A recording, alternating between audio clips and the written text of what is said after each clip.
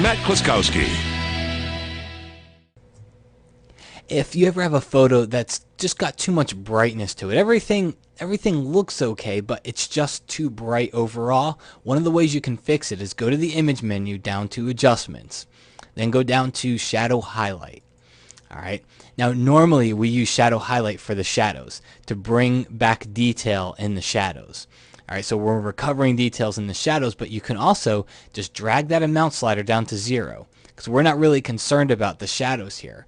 But we can also recover detail in the highlights. So what we have here is really bright sand, really bright sky.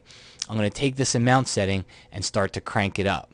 And see what happens? See how it's starting to darken those highlights? And it's, for the most part, leaving the rest of the photo intact. All right, it is starting to affect the skin a little bit, but we can fix that when we go down to the tonal width and just pull back on that.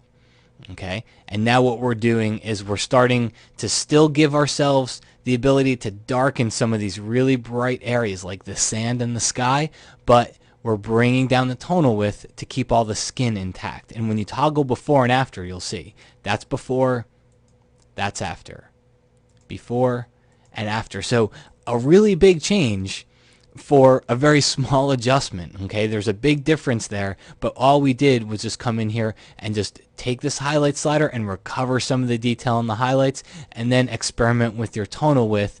If you start to notice part of the photo starts to get too dark, just bring this down and you should strike a good balance between the two.